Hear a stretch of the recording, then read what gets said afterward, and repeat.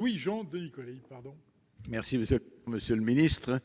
Si nous adhérons pleinement et saluons avec les égards qu'elle mérite la transition agricole dans laquelle s'inscrit le Président de la République au travers d'une logique et d'une action en faveur d'un renforcement significatif de la qualité de nos modèles, tout en préservant l'environnement, il ne faut pas que cela se traduise par un environnement économique dégradé pour nos agriculteurs, qui en subissent déjà trop et qui ne peuvent absorber sans cesse de nouveaux ajustements.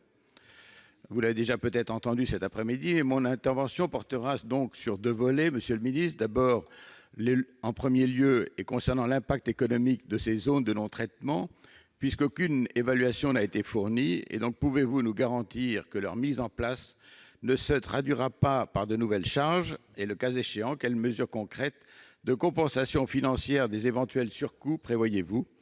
Pouvons-nous compter sur des mesures d'accompagnement telles qu'un plan global d'investissement dans du matériel adéquat, dans la durée et pour toutes les filières? Et en second lieu, cette réglementation des zones de non-traitement au 1er janvier 2020 s'analyse indubitablement comme un mauvais signal envers les agriculteurs qui doivent encore et toujours s'adapter malgré l'amélioration continue de leurs pratiques. Il faut garantir la stabilité des espaces agricoles. Bientôt, ce ne seront plus seulement les zones de riverains à prendre en compte, mais pourquoi pas toutes les routes pour protéger les passants. Aussi, pouvez-vous nous garantir que l'implantation de ces zones de non-traitement se fera sans consommation supplémentaire de foncier agricole et, le cas échéant, que les aménageurs incluent sur l'emprise de chaque projet l'implantation de telles zones? Monsieur le ministre. Monsieur le Président, Monsieur le Sénateur, nous avons déjà abordé ce sujet à plusieurs reprises, mais je vais vous dire un point très important que vous avez posé dans la première partie de votre question. C'est un sujet que j'évoque régulièrement. La transition agroécologique ne doit pas se faire en opposition au modèle économique. Et toute décision qui doit être prise doit prendre en compte le modèle économique des exploitations. Parce qu'on peut prendre des bonnes décisions les uns les autres, dire il faut faire ceci, il faut faire cela, mais ce qui compte d'abord, c'est la viabilité de l'exploitation. Et vous avez eu raison de le dire en introduction de votre question, c'est pour dire que je suis totalement d'accord avec vous. Je mettrai toujours l'économie au même niveau que les transitions qui doivent être prises. Après, vous évoquez un deuxième sujet, moi, qui me tient à cœur et sur lequel nous sommes en train beaucoup de travailler. C'est sur un plan d'investissement d'agroéquipement, en gros. Aujourd'hui, on voit très bien que la France a été condamnée par le Conseil, le Conseil d'État a demandé de faire différemment. On a mis en place ces zones de non-traitement.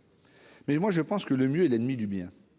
Aujourd'hui, nous savons qu'avec des bus antidérives, avec un nouveau matériel d'agroéquipement, avec des nouveaux pulvérisateurs, je ne sais trop, je ne suis pas technicien, on peut utiliser 70-80% de produits phytosanitaires en moins parce qu'on va mettre la goutte au bon endroit, etc.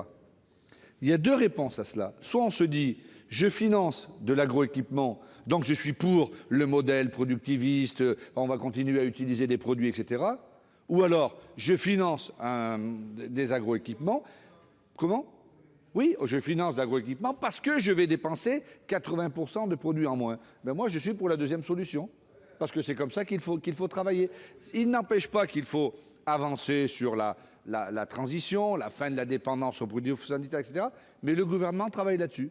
Et dans le cadre du grand plan d'investissement, troisième question que vous évoquiez, je souhaite qu'il ait la possibilité de pouvoir faire ces investissements. Or, malheureusement, aujourd'hui, le montant d'un investissement de ce nouveau matériel est difficilement achetable par des... Donc nous travaillons à cela parce que c'est vraiment très important. Et quatrièmement, par rapport à votre question, évidemment, je l'ai dit tout à l'heure au sénateur Laurent, évidemment que nous travaillons sur une indemnisation. Alors, est-ce que, question, je vais vous parler franchement, est-ce que ça va coûter zéro aux agriculteurs? Non, ça ne va pas coûter zéro. Bon, je ne vais pas vous raconter des casques, mais ce que je peux vous dire, c'est que nous avons trouvé un financement pour faire en sorte que les agriculteurs soient compensés dans leurs zones de non-traitement, les zones qui ne traiteront plus. Pardon. 55 secondes, non. Dernier orateur inscrit, en l'occurrence une